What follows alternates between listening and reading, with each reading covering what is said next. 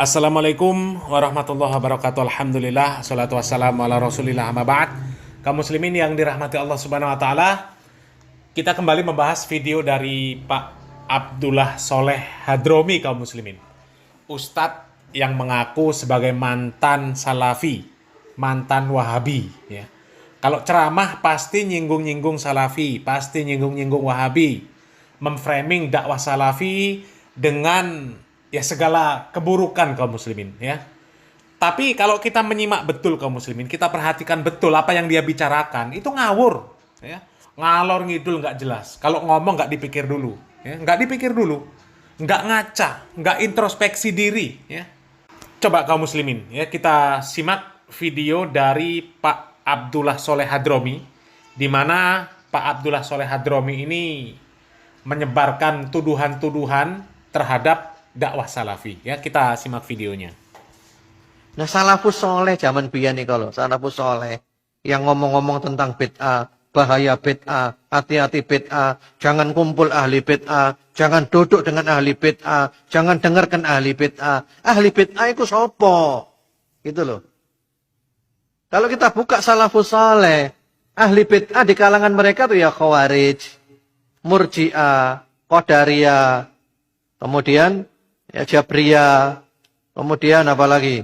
Ya Mu'tazilah, Jahmiyah, Rafidhah, Syiah Rafidhah, Nawasib. Seperti itu. Lagi salafus soleh ngomong digawe ahli bid'ah. Nah, sekarang ditembakkan kepada siapa? Ditembakkan kepada siapa? Ahli sunnah dulure dhewe. Iki ayat, hadis, ucapan salafus soleh digawe ahli bid'ah ditembakno nang wong Muhammadiyah, ditembakno nang wong NU, ditembakno nang habaib yang notabene mereka juga ahlu sunnah wal jamaah, ditembakno nang ngene koncoe dhewe, bahkan kadang padha salafine saling nembak sebagai ahli bid'ah. Apa iki? Iki ajaran Khawarij ini. Ini ajaran Khawarij. Itulah yang namanya agama tidak lebih dari apa? Tenggorokannya. Iya, makmu hafal Quran 60 juz hafal kon. Kudu 30 menit hafal 60 juz. Sampai kakean hafalane. Sampai Taurat Injil dihafalno kabeh. Nah, kaum muslimin, ini kan lebay kaum muslimin, ya. Lebay ini namanya kaum muslimin. Ya, ngomong nggak pakai akal sehat, ya. Ketika para asatid menjelaskan tentang masalah bid'ah kaum muslimin, amaliyah-amaliyah bid'ah, itu yang dituduh orangnya apa amaliyahnya kaum muslimin? Ya. Yang disebut bid'ah itu orangnya apa amaliyahnya? Ya kan amaliyahnya kaum muslimin. Kalau ada orang yang berbuat bid'ah, mau dia salafi, mau dia NU, mau dia Muhammadiyah, mau Persis, mau Al-Irsyad, mau MTA, ya, yang namanya amaliyah bid'ah ya tetap bid'ah. Ya, yang namanya salah ya tetap salah. Yang dijelaskan itu amaliyahnya. Yang disebut bid'ah itu adalah amaliyahnya. Bukan yang disebut ormasnya. Orangnya bukan. Ya. Kalaupun menyebut ormas, menyebut orang, itu untuk menjelaskan. Ya. Bukan menuduh personnya. Bukan menuduh organisasinya. Bukan. Ya. Mereka itu menjelaskan amaliyahnya. Menjelaskan tentang amaliyahnya. Harusnya kalau dijelaskan bahwasannya ini bid'ah, itu bid'ah, ini sunnah, itu sunnah, harusnya mikir, benar nggak yang disampaikan oleh mereka, para asatid salafi? Ya, dipikir dulu. Kalau seandainya nggak benar, bantah dengan hujah. Ya. Kalau seandainya benar, ya tinggalkan kalau memang itu bid'ah. Ya. Dan oke lah kaum muslimin, ya, para salafus soleh menyebutkan bahwasanya ahlul bid'ah itu adalah orang-orang Khawarij, kemudian orang-orang Syiah, orang-orang Murji'ah, orang-orang Mu'tazilah, Qadariyah dan sebagainya. Ya, oke lah katakan seperti itu. Nah, yang jadi masalah sekarang ini banyak yang mengaku ahlus sunnah, tapi mengikuti amaliyah orang Syiah, mengikuti amaliyah orang Khawarij. Ya, mau bukti? Ada buktinya. Coba simak ini kaum muslimin. Syiah sangat hati-hati. Karena apa? Karena menganggap semua ahlu sunnah wal jamaah adalah saudaranya. Kita tidak mau melukai ahlu sunnah wal jamaah. Bapak dan ibu-ibu, saya punya tesis, saya punya teori bahwa ini adalah usaha salafiyah, salafiyin, wahabiyin, bukan usaha Ahlussunnah wal Jamaah. Salafiyin yang ingin memecah belah antara NU dengan Syiah. Salafiyah yang ingin memecah belah antara ulama-ulama sunnah dengan Syiah. Maulud bid'ah, orang Syiah yang pertama yang membawa maulud yang dipakai oleh Ahlussunnah wal Jamaah. Haul, orang Syiah yang pertama membawa haul dan dilanjutkan oleh NU. Tabarruk, berkah, ziarah kubur, tawasul, solawatan rame-rame adalah semuanya tradisi Syiah yang juga dilakukan oleh Ahlussunnah wal Jamaah. Saya tidak ada perbedaan dengan kiai-kiai. Mereka tawasul, mereka tabarruk, mereka kunut, mereka macam-macam. Saya sama dengan dia, tapi saya Syiah, dia Ahlussunnah wal Jamaah, saya bersaudara dengannya. Tetapi kemudian salafiyah yang mengatakan bahwa ini bid'ah, lalu diadu antara Ahlussunnah dan Syiah. Itu mungkin yang dapat saya sampaikan. Mohon maaf. Assalamualaikum warahmatullahi wabarakatuh. Tuh kaum muslimin, ya. Itu pengakuan dari pentolan Syiah kaum muslimin. Pentolan Syiah sendiri yang mengakui bahwasannya amaliyah-amaliyah yang seperti itu adalah tradisi orang Syiah. Ya. Perayaan maulid, perayaan haul, ngalap barokah, ziarah kubur. Ya, ini ziarah kubur ala Syiah ya, bukan ziarah kubur yang sunnah. Ya, kalau Syiah itu kan datang ke kuburan sambil merangkak-rangkak, ya, kuburan dicium-cium, kemudian kuburannya dibangun megah, dihias-hias, tawasul di kuburan, ya Rabbana ya Kudus, Hailana bil Fulus dan sebagainya, minta-minta di kuburan, kemudian sholawatan yang rame-rame. Apalagi sampai konser-konser itu. Semuanya itu orang Syiah yang memulai. Itu tradisinya orang Syiah, amaliyah orang Syiah. Yang kemudian diteruskan oleh NU. Lah kalau jelas-jelas itu bid'ah dan mengikuti kebiasaan orang Syiah, ibadah orang Syiah. Lah kok nggak mau disebut bid'ah ini gimana? Ya. Maunya disebut sunnah. Sunnah siapa? Iya, sunnahnya orang Syiah. Ya. Inilah kok orang yang berdakwah mengajak kembali kepada Al-Quran dan Sunnah dengan pemahaman para salafus soleh, pemahaman yang baik, mereka yang memusuhi Syiah, ya, mengajak untuk meninggalkan perbuatan bid'ah. Lah kok malah disebut Wahabi, dikatakan datang untuk mengacau antara NU dengan Syiah. Dikatakan memecah belah. Ini kan aneh kaum muslimin ya. Makanya kalau sebelum ngomong itu ya mbok di riset dulu ya. Nah, kalau itu tadi penjelasan dari pentolan Syiah kaum muslimin ya. Kalau dinilai kemudian kurang jelas, ya ini ada lagi. Dan ini penjelasan dari pentolan Syiah lagi kaum muslimin ya. Coba kita simak videonya lagi. Sehingga Gus Dur bisa mengatakan secara kultural NU itu Syiah tanpa imamah katanya gitu kan. Walaupun sekali lagi pengertian imamahnya apa kan. Tapi misalnya orang Syiah menganggap bahwa yang harus jadi pemimpin umat itu harus para ulama, karena ulama itu para pelanjut imam, dan itu juga pendirian Nahdlatul Ulama. Jadi sebetulnya kalau dirinci lebih dalam, ada banyak kesamaan antara paham Nahdlatul Ulama yang dominan di Indonesia dengan paham Syiah.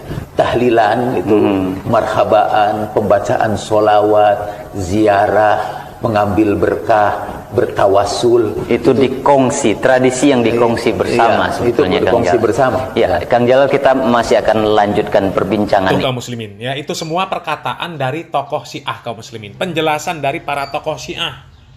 Ya. Mereka mengatakan bahwasannya banyak amaliyah-amaliyah dari mereka, dari orang-orang ahlul bid'ah Syiah yang dikerjakan oleh orang-orang yang mengaku paling ahlu sunnah wal jamaah. Ya, bahkan ada tuh ya, tokohnya mengatakan bahwa amaliyah mereka itu 100% sunnah Rasul. Ya, padahal jelas-jelas ada amalan-amalan mereka yang aslinya itu dari Syiah. Ya, tapi ketika disebut itu amaliyah bid'ah dari Syiah, mereka nggak terima. Kan aneh kaum muslimin. Ya. Maunya disebut sebagai ahlus sunnah wal jamaah. Padahal amaliyahnya banyak dari orang Syiah. Ya. Kalau mau disebut amaliyah itu amaliyah sunnah, ya sunnahnya siapa? Ya. Wong Nabi, para sahabat, nggak kenal sama amaliyah itu. Nggak kenal, nggak pernah mengerjakan. Bahkan tokoh NU sendiri kaum muslimin, Pak Said Akil Siroj, ya, mengakui juga bahwa amalia-amalia yang seperti itu awalnya dari orang Syiah. Ada videonya itu, ya, silakan cari. Ya. Jadi penjelasan para asatidz salafi tentang berbagai macam amalia bid'ah itu bukan sekedar tuduhan. Ya. Dan mereka menjelaskan tentang amalia bid'ahnya, yang salah bid'ahnya, bukan menyesat-nyesatkan orangnya, nyesat-nyesatkan ormasnya, bukan. Apalagi dianggap menuduh orang itu sesat dan pasti masuk neraka. Na'udzubillah min dzalik. Ya kalau menyimpulkan seperti itu kan namanya pikirannya itu cumpet, ya. Akalnya nggak nyampe, ya, nggak nyampe untuk mencerna penjelasan para asatidz salafi. Itulah yang disebut ilmunya nggak nyampe, ngopine kurang kental, dolane kurang adoh, sekolahnya kurang suwe, ya, mondoknya kurang suwe. Ya. Kemudian yang nggak kalah aneh lagi kaum muslimin, ya, yang nggak kalah aneh lagi nih, Pak Hadromi menuduh orang-orang yang menjelaskan tentang amalia-amalia bid'ah itu seperti orang khawarij katanya, yang gampang menyesat-nyesatkan, bahkan sampai tingkat nanti mengkafirkan, menghalalkan darah. Ini kan lebih aneh lagi. Ya. Kayaknya Pak Hadromi ini perlu piknik memang, ya. Keluar rumah, kemudian memperhatikan kenyataan. Ya, coba kaum muslimin, ya. Coba. Kelompok mana yang tokohnya teriak-teriak mengatakan selain ormas mereka salah semua. Selain ormas mereka masuk neraka. Bahkan ormas mereka sudah menjadi agama. Dan itu semuanya perkataan tidak pernah diklarifikasi. Ya, tidak pernah dikoreksi. Bahkan mengaku ajaran mereka 100% sunnah Rasul. Coba, kelompok mana juga yang kemudian ketika ada kajian-kajian orang yang tidak sepaham, kemudian mereka bubarkan kajiannya. Ustadznya dicekal, dipersekusi, pondok pesantrennya diserang, ya. Pembangunan masjidnya dijegal. Coba. Ya. Ada nggak orang-orang salafi yang tuduhannya macam-macam, yang katanya mengkafirkan orang, menyesatkan orang yang tidak sepaham dengan mereka? Ada nggak yang melakukan seperti itu? Ada ustadz yang mau kajian dicekal, ditolak. Ada yang bangun masjid ditolak. Nggak pernah ada. Ya, nggak pernah ada. Tapi kalau di kelompok yang mengatakan mereka paling ahlu sunnah wal jamaah, merasa paling bener, nggak mungkin salah, 100% sunnah Rasul, ada yang seperti itu kaum muslimin. Ya, kajian nggak cocok dengan mereka, mereka bubarkan. Ustadznya dicekal, dipersekusi, pondok pesantrennya diserang. Tapi sama orang kafir mesra. Masjid itu satu dibagi dua, ya, untuk sama-sama, untuk beribadah kepada Allah, juga untuk beribadah kepada berhala. Ya, para biksu berdoa di dalam masjid. Na'udzubillah min dzalik. Ya, masjid yang seharusnya jadi tempat untuk mentauhidkan Allah malah dipakai biksu untuk beribadah. Ya. Dan kami nggak perlu tampilkan lah kalau video-video yang seperti itu kan sudah banyak beredar videonya kaum muslimin, ya. Dan bagi kami itu adalah bukti lah kaum muslimin, bukti yang sangat-sangat valid. Ya, mungkin Pak Hadromi ini nggak pernah lihat video-video yang seperti itu, atau mungkin pura-pura nggak tahu, atau memang di hatinya ini sudah tertutup untuk bisa melihat kebenaran, nggak objektif lagi. Ya. Yang salah dinilai benar, ya. Yang bid'ah dinilai sunnah, tapi ada orang yang meluruskan kesalahan malah disebut kelompok yang salah. Ya, disebut salafi wahabi lah, katanya menyesat-nyesatkan lah, menghalalkan darah lah, dan lain sebagainya. Ya, ini aneh dan membagongkan kaum muslimin. Ya, silahkan berpikir kaum muslimin. Salam waras, salam akal sehat. Barakallahu fikum. Wassalamualaikum warahmatullahi wabarakatuh.